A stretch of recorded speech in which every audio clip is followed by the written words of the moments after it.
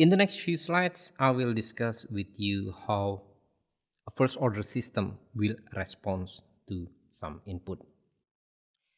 Before we continue, I will pop up again the slide that we discussed in the previous few topics. I mentioned last time that when you are testing a system, a dynamic system in particular, there are many test signals that you can use. Step, ramp, parabolic, impulse, sinusoidal, and any other functions also. Let's discuss now in the next few slides how a first order system will behave to these test signals. Let's start it first with a step signal as an input. Okay, let's consider again the first order system, same like before, but to make our analysis simple now, let's take a case of a first order system when the DC gain K is equal to 1. If K is equal to 1, then our first order system transfer function will look like this. It only contains one parameter now, the time constant. Now, let's consider a case when we give a unit step input to the system. So the R, the input to our system, is unit step. The output of the system, C, will be equal to the transfer function times the input. And remember again, if you refer to your Laplace table, unit step in Laplace domain will be equal to 1 over S. So your Rs, the unit step in Laplace domain, is equal to 1 over S. That means then your response Cs will be just simply this transfer function times 1 over S. And then, now what? We have to do partial fraction expansion. You know how to do that. So if we do partial fraction expansion, we will get this form. Or in a simpler form, it will become like this. Once we have this, the response in Laplace domain, you just again take your Laplace table and then you can inverse Laplace this response to time domain. So this is the response in time domain. Our response Ct is equal to 1 minus exponential of minus t divided by time constant, the capital T. Now, how does it look? This is the response in time domain. Now, how does the response looks like in time domain? So this is the response in time domain. So if I plot it in time domain, the response will be look like this one, the red one. So the horizontal axis is the time, the t, and if you plot it for a certain time constant, the certain capital T, the response will be like the red one in this diagram. How to read this one? How to see this?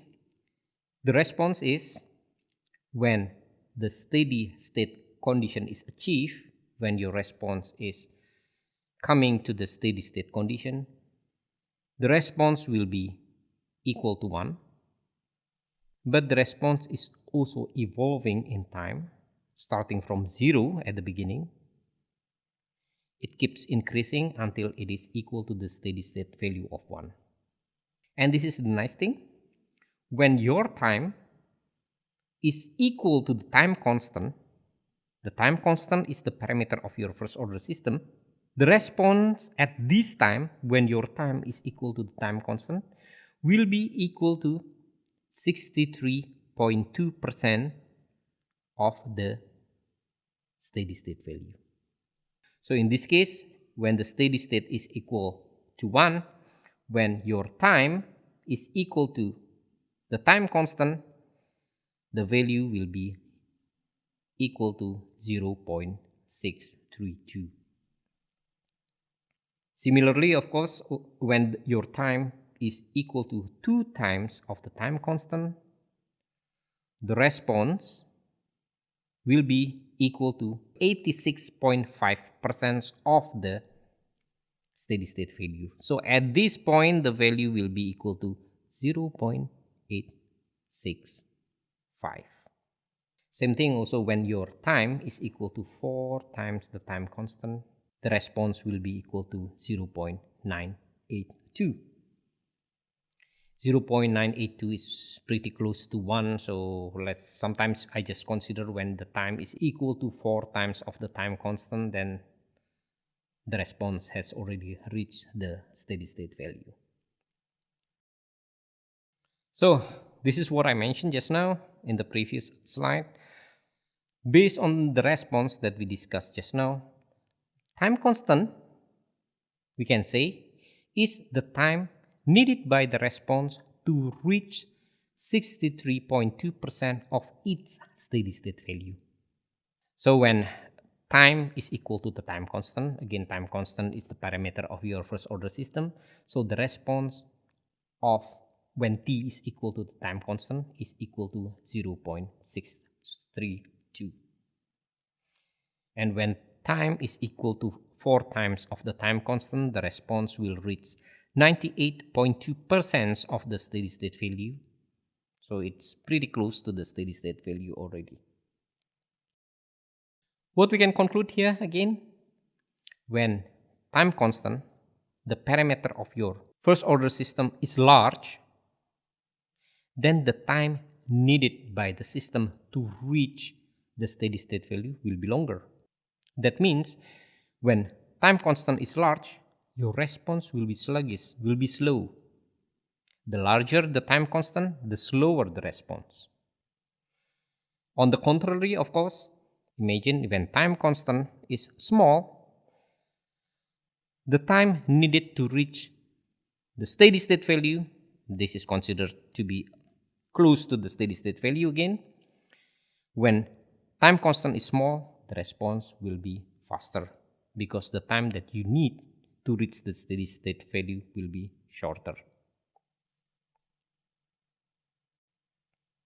Now let's consider a real example here. Let's consider we have a DC motor or any other motor where the transfer function of this motor is like this. So we can clearly see here that the transfer function is a first order system here, where Km is the DC gain in our system, in our motor, and Tm is the time constant. Now, if we know that if the steady state value of the speed of motor speed with a time constant of 3 seconds is 1000 RPM, so the time constant of this motor, the Tm, is 3 seconds. And when you run it, the steady state value is 1000 RPM. What does it mean? This means your motor needs 3 seconds to reach 63.2% of the steady state value. So your motor needs 3 seconds only to reach 632 RPM. Okay?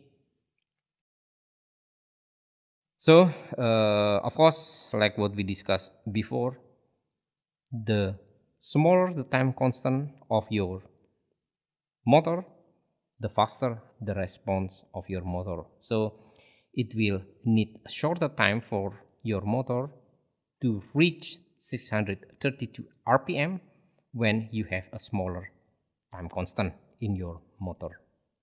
And as I mentioned before, when the time is equal to 4 times of the time constant, and then when the time reach 4 times of the time constant, or in this case, of course, this will be equal to 4 times 3, which is 12 seconds, the response of the motor will be equal to 98.2% of the steady state value, or in this case will be equal to 982. So this is only, the difference is less than 2% actually in here. In this case, as I mentioned before, we can consider when time is equal to 12 seconds, we have already reached the steady state value. Just an illustration again on what is the effect of the time constant to the response of first order system. Let's take a case when we have two systems, two first order system, where the first system has a time constant of 0.25 second and the second system has a time constant equal to 1 second. So from here you can see that the second system, the time constant is larger than that of the first system. The black one here, this is the response of the first system. The blue dashed line here is the response, is the step response of the second system. As you can see here, the response of the first system is much faster.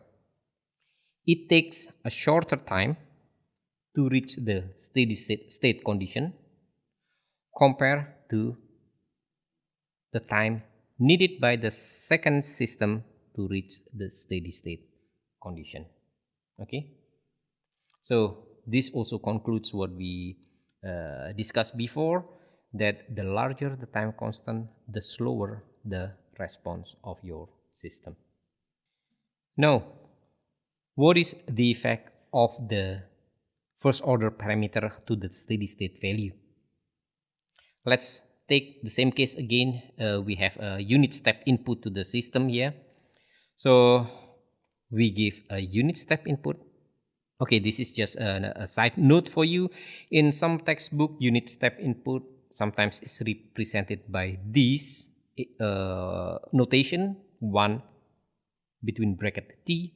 In some other textbook, they put this form UST, but both of them refer to the same thing, unit step signal.